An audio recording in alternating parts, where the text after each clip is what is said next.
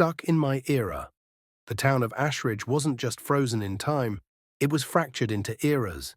Each street, each neighborhood, existed in a different decade. On one block, women in flapper dresses danced to jazz pouring from a Victrola. Down the next, men in fedoras read newspapers declaring the end of World War II. Turn the corner and you'd find kids playing arcade games under neon lights, blasting synthwave from boomboxes. Mark Calloway had lived his entire life in the 1980s district, a neighborhood that never moved beyond neon tracksuits, cassette tapes, and Saturday morning cartoons. But something had always felt off. When he walked too far toward the edge of town, he swore he could hear the faint hum of swing music or the click of horse hooves on cobblestones. And no one, not his neighbors, not the eccentric old shopkeeper on Main Street, ever talked about what lay beyond their own era. That all changed the day Mark stepped out of his usual routine and took a wrong turn. It started when he noticed the diner's neon sign flickering. Instead of the usual breakfast all day, it read something else entirely. Follow the clock.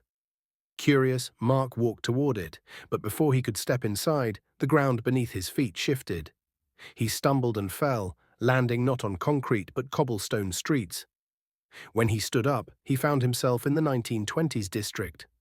A horse-drawn carriage rattled past him, the driver tipping his hat. Jazz music spilled out from a speakeasy where men in pinstripe suits smoked cigars. Mark's tracksuit and Walkman drew stares, but before he could ask for help, a woman in a beaded flapper dress grabbed his arm. "You shouldn't be here," she hissed.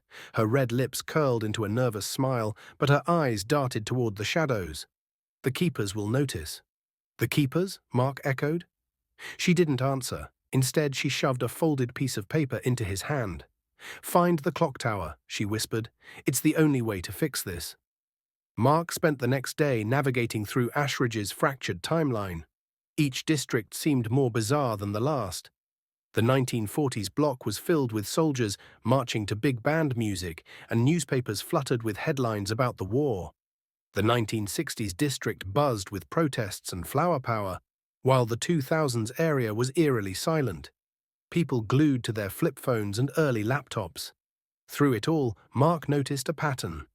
Every district had a clock tower, its hands frozen at 11:59.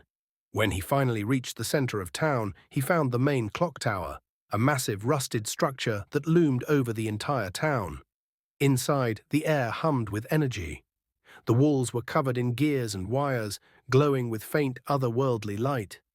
Mark approached the central mechanism, where a large lever sat beneath a plaque that read, "Synchronize the past, free the future." Before he could pull it, a voice rang out, "You don't belong here." Mark turned to see a group of figures emerging from the shadows. The keepers. They were clad in mismatched clothing from every era, their faces blank and emotionless. "You've disrupted the flow," one of them intoned. "This town was designed to preserve history, not change it." "Preserve it?" Mark shot back. "You've trapped people in their own eras. They're not living, they're stuck." The keepers moved closer, their movements unnervingly synchronized.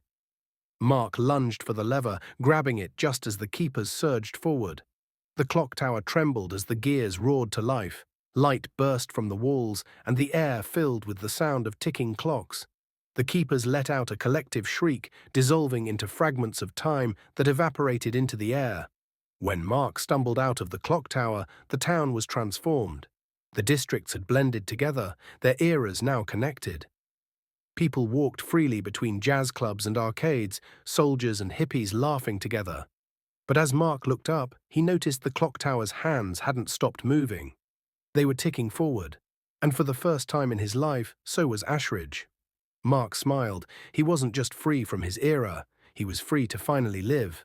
But as the clock tower's chimes echoed across the town, he knew the story wasn't over. Time, after all, had just begun. Alfonzo Pierre.